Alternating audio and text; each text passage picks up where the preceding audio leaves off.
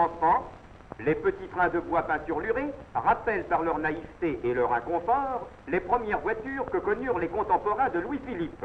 Le voyageur y dévorait plus de fumée que d'espace. Aujourd'hui, la voiture moderne, étudiée pour les grandes vitesses, offre le confort d'un salon. En toute classe, tout y est fait pour le repos du voyageur, de jour comme de nuit. Et, tout au long d'un voyage, on y peut jouir, sans crainte de fumée ou de poussière, du paysage toujours changeant des campagnes et des villes.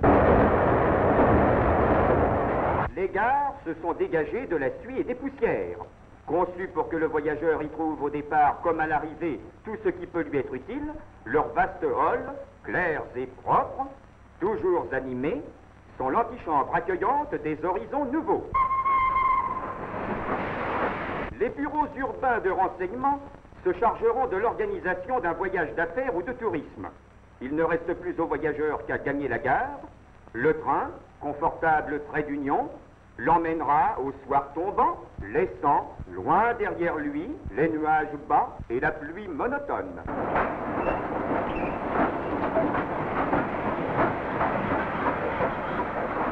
Le train roule, traversant la nuit, emportant vers le jour ses habitants provisoires qui, en toute classe, ont trouvé le repos et le sommeil.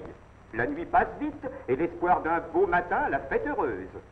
Le train roule vers la lumière qui réveille le voyageur endormi et c'est la surprise attendue, la découverte d'une campagne toute baignée de soleil. Les brumes et les pluies sont oubliées, les soucis ont été laissés loin derrière. La vie reprend joyeuse au rythme accéléré des roues sur le rail.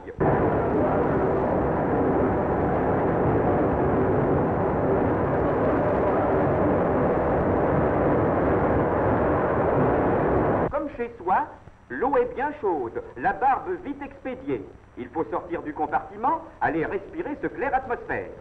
Les nouvelles vous suivent. Dernière heure des pays que l'on vient de quitter.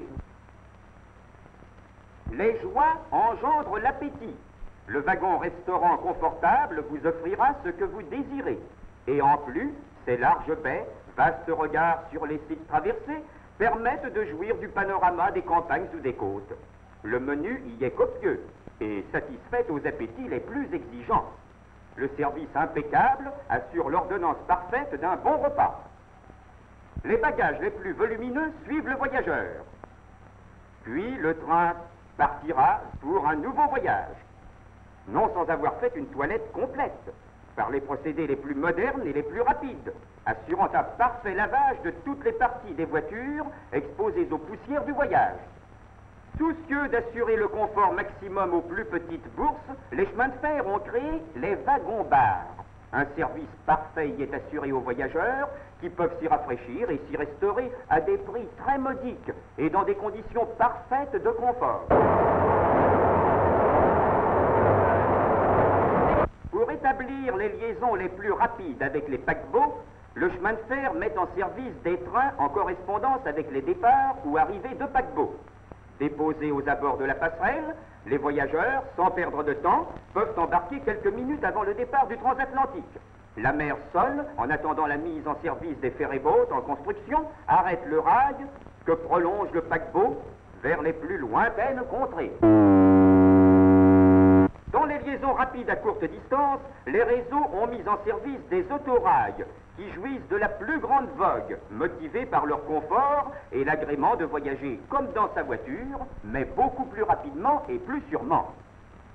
Des vitesses de l'ordre de 130 à 140 km à l'heure sont aisément soutenues, tandis qu'à toutes les allures, la suspension reste parfaite.